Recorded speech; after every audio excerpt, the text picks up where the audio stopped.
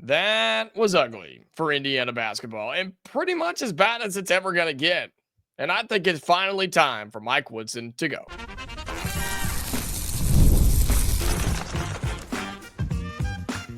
You are Locked On Hoosiers, your daily podcast on the Indiana Hoosiers. Part of the Locked On Podcast Network, your team every day. Welcome in. It is the Locked On Hoosiers podcast. I'm your man, Jacob Goins. I appreciate you being here, making this your first listen or your first watch every single day. We are part of the Locked On Podcast Network, which is your team every day. We are talking about what may be the worst home loss I can remember in my lifetime in Indiana basketball history. Definitely the second worst loss since the 2000s, and top 5 losses, maybe all time, inside this building for Indiana basketball. Upcoming games for Indiana to try and fix it. How bad was it really in Indiana's embarrassing, sad loss to Illinois? But the conversation that everybody is having, the ones even inside of Assembly Hall last night, is it time for Mike Woodson to go? And there's a lot of factors here that I think we need to consider rather than just having a knee-jerk reaction of, oh, we got beat by a really good team. They blew us out. Nope, time to go fire the head coach, right? That's not what this is. And I think that we can all agree with that statement that this is not that. This is something we have dealt with as Indiana fans for several years now. And it's unfortunate because I do think Woody carried in, or I guess brought in, and when he stepped in, he had some of the carryover from before, right? He had some of the carryover of the last couple of years of a previous regime that lost control in a team and a program that wasn't good and was struggling. Mike Woodson comes in. You still had some talent. You bring in some other talent. Everything was okay, but that season didn't go the way it was supposed to. And then last year was an extreme disappointment. You missed the NCAA tournament. And this year, you're basically doing the same things that you did a year ago with what I say is a more talented team than what you had last year. And now you're staring down the barrel of back-to-back 25-point losses, this time at home in Assembly Hall, where the fans were booing, obviously, and several chants of "Fire Woodson" rang through the rafters of Assembly Hall. Maybe the worst night in the history of that building. That's not good. That is enough for most fans to say, we're done. I'm tired of it. It's time to move on. And I think that's where a lot of you stand. And I totally get it. And there are a lot of factors here that I think we need to discuss in terms of what happens if you fire Mike Woodson. Will it be today? No, it won't. Will it even be in the middle of the season? I don't know. I guess it depends on how the rest of the year goes. But man, this can't happen. This cannot happen here at Indiana. You cannot let an Illinois team, who I think is good, I think they're a very good basketball team, but you cannot let them come in here in the biggest game so far this year for Indiana and just come out flat as a board, man. I mean, just like a flatline monitor at the hospital, just absolutely no life, no energy, no motivation. And the problem with this is, Indiana fans, and you know this is not the first time. This is almost every single time is when every game this happens for Indiana. I can say it's almost every half that this happens for the Hoosiers. And Mike Woodson has all these comments and quotes after the game, including this one where he says, it's my job to get them to play better. That's on me as the head coach. You're not telling us anything we don't already know, Woody. Yeah, we know that that's your job. And you clearly know that it's your job. You're just not doing your job. And that is cause to be let go. That is cause to be fired from any job in America, any job in the world, when you are not doing your job. And then you're openly admitting that you're not doing your job. And I don't know where the fall off is. I don't know where everything is going wrong behind the scenes. But what I can tell you is that this is a talented Indiana team. I still believe that.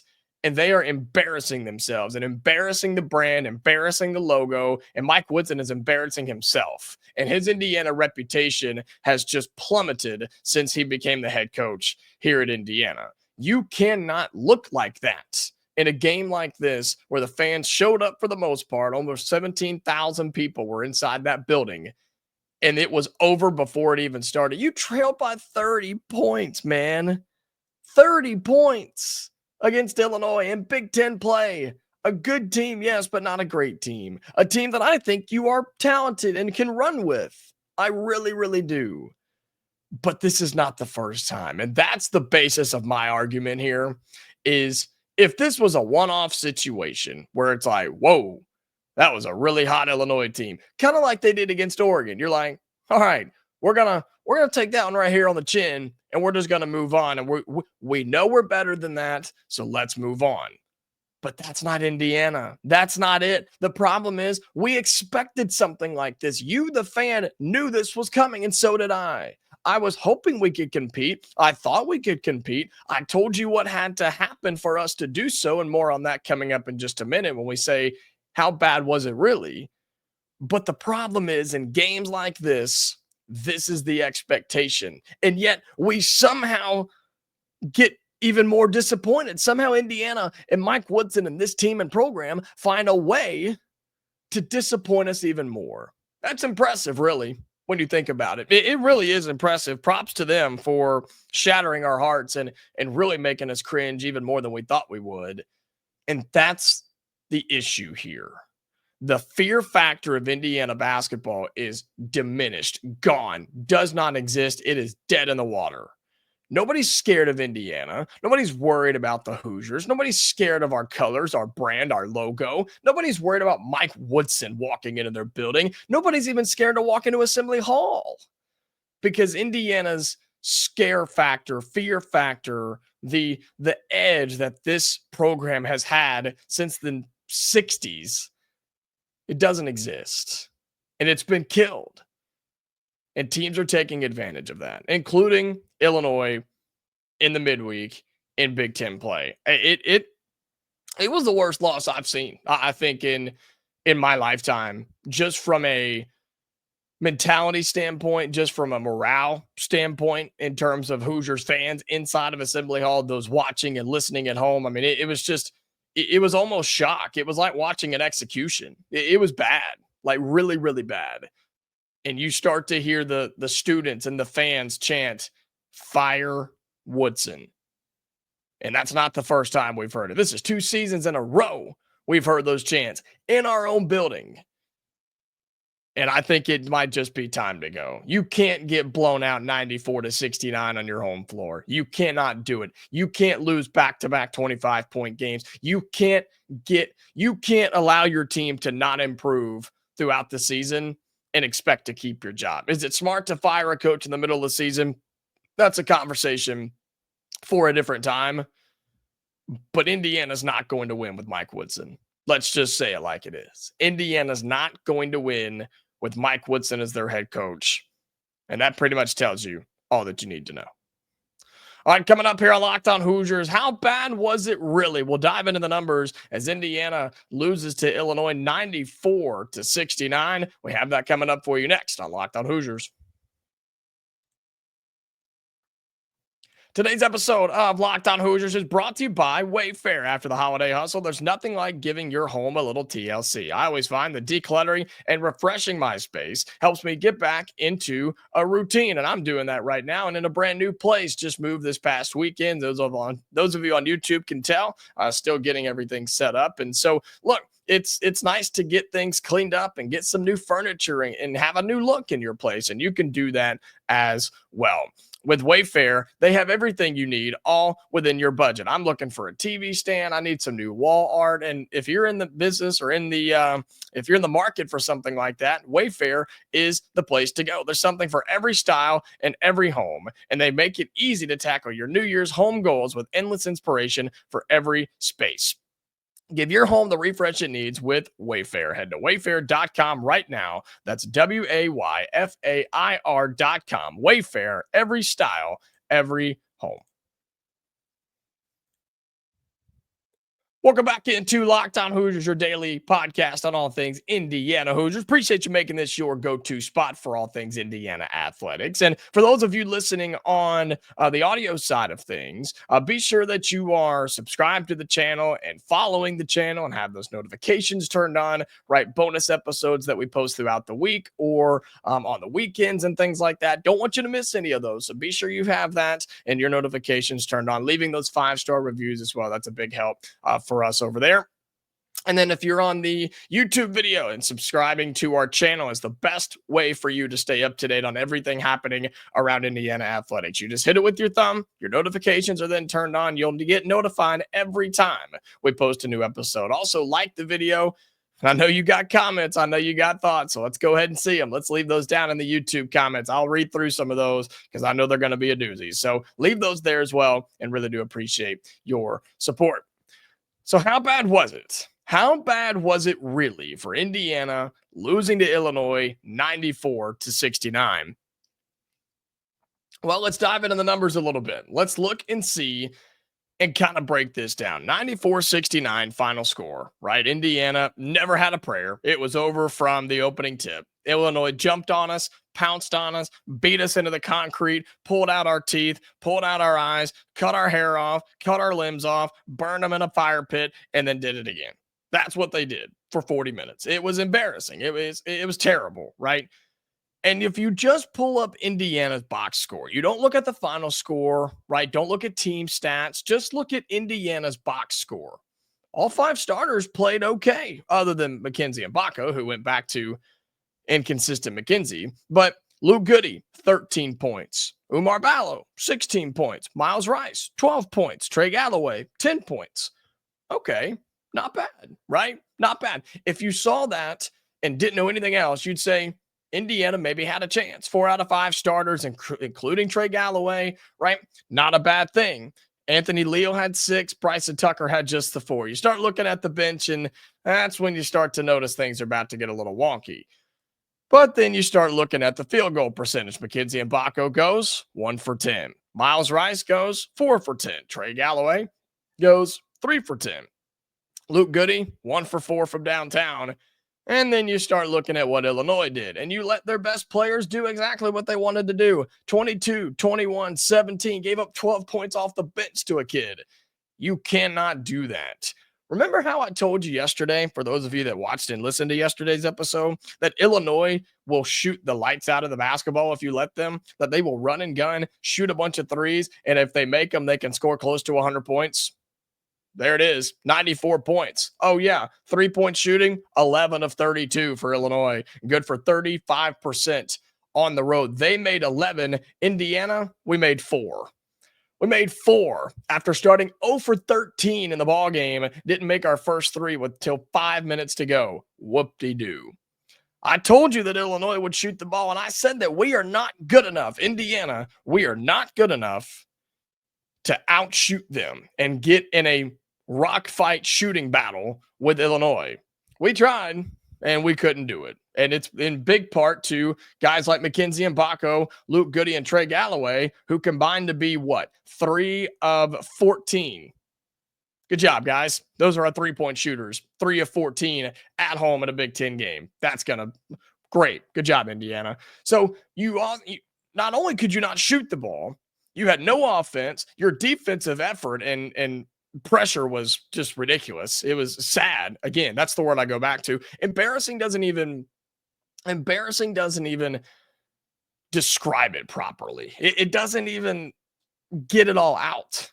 It's just flat out sad. Like I had to quit watching several times. Get up, go to the kitchen, go to the bathroom, go fold some laundry, go do something. Like that's how bad this game was. And I'm sure you can relate to that because the effort was so poor and pitiful by this Indiana team.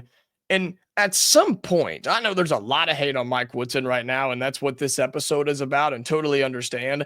But at some point, you also have to start looking at these older guys of Mgbako, Trey Galloway, Miles Rice. I mean, these guys have played college basketball. Luke Goody, even Langdon Hatton, like guys that have played college basketball for several years. At what point do you start to look at them as well and say, man, what's going on? I mean, you got to hold them accountable too, because they are just as much as the problem as Mike Woodson is. Yes, he's the head coach and he gets all the blame. Yes, and it is his job to put them in a position to succeed. But they got to help a man out. They got to help a guy out and help out your coach by making shots and running your offense and coming out with a little bit of energy, which is what we thought was going to happen given how we performed the other night against Iowa. That wasn't the case. You looked even worse, if that's possible, against Illinois in the midweek against a top 20 team. And the stat that tells it all, the effort stat. Are you ready for it? The effort stat that Indiana lost, and not just lost, they got dominated per usual. It's the rebounding category. 37 rebounds for your Indiana Hoosiers, 51 for the Fighting Illini of Illinois. 51-37 in the effort category, aka rebounds. That's all you have to say.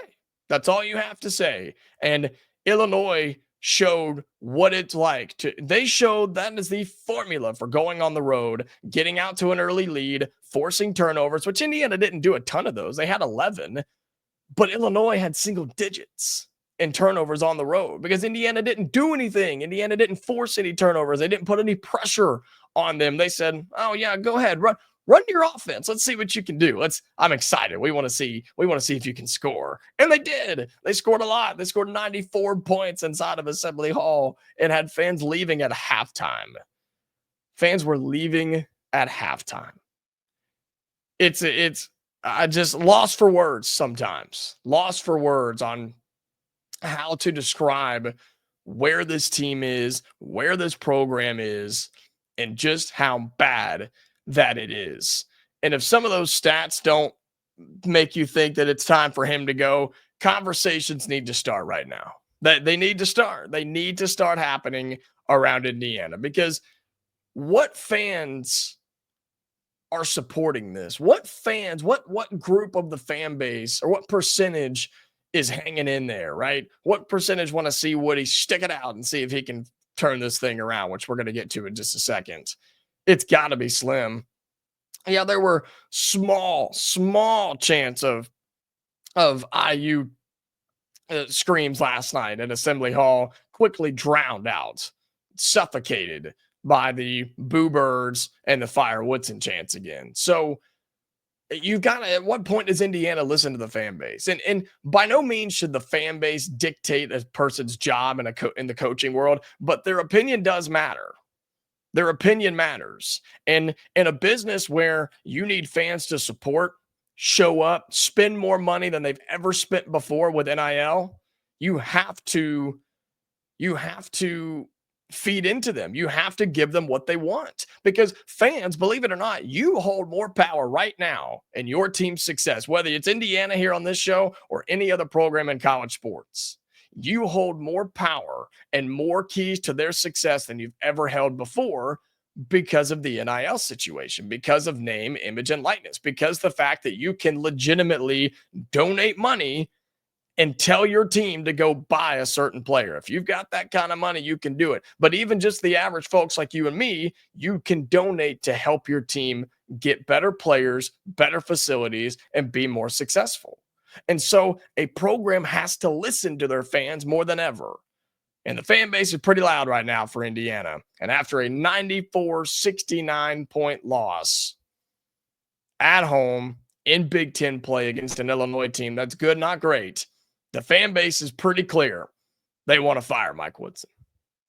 All right, coming up, final segment on Locked On Hoosiers.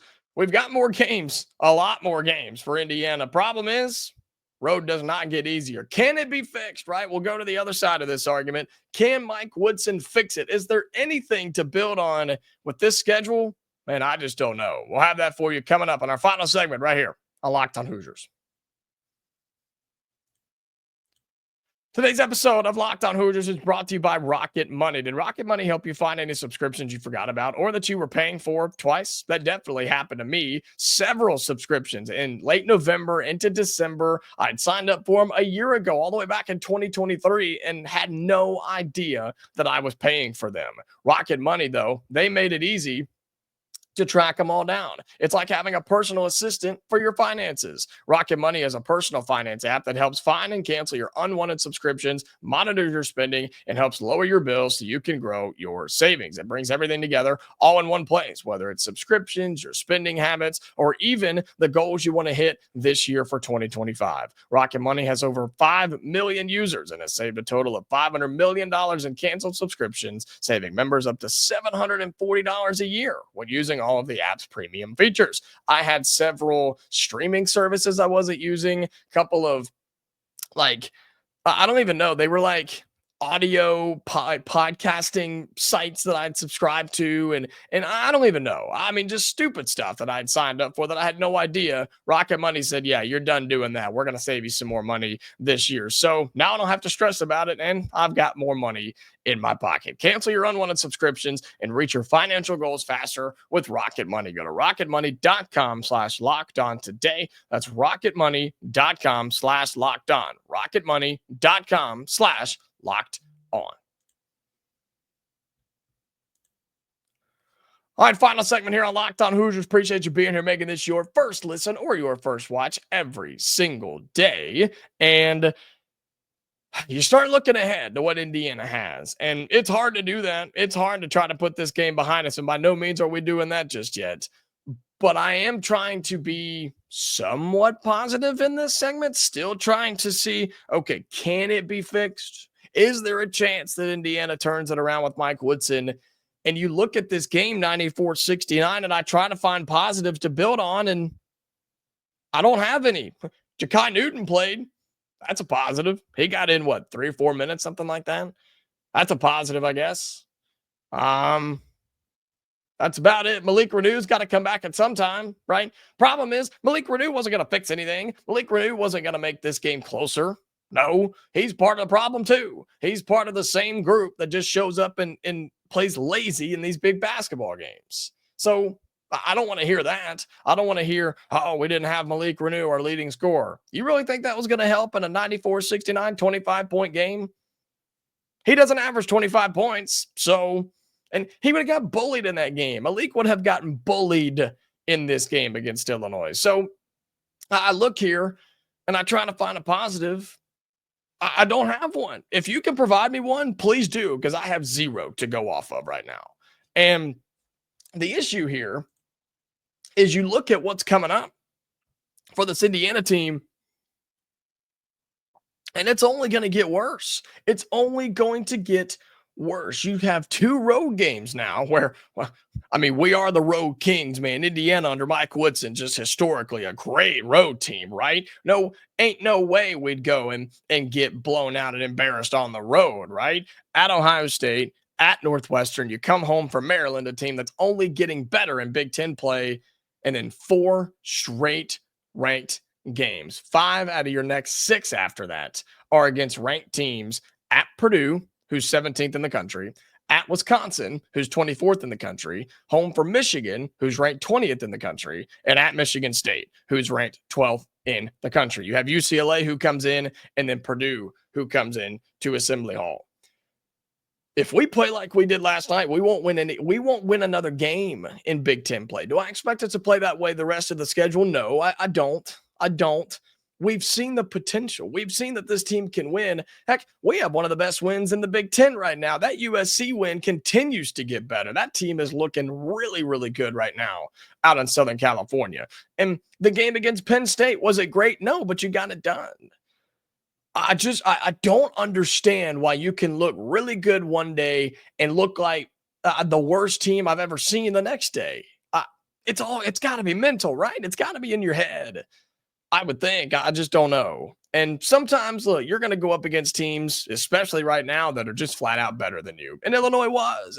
Illinois was the better team. Nobody's making that argument. Nobody's saying that Indiana was the favorite going into this thing. I think Illinois was like a 4.5 point favorite, according to our friends at FanDuel. And that's the thing. Nobody's saying that Indiana was supposed to dominate this game and this is the biggest shock of the world, but you do want to compete, and you're going to go up against teams that are better than you. But you can't get blown out by 25 points on your home floor following a game where you just got blown out by 25 points. You cannot do that.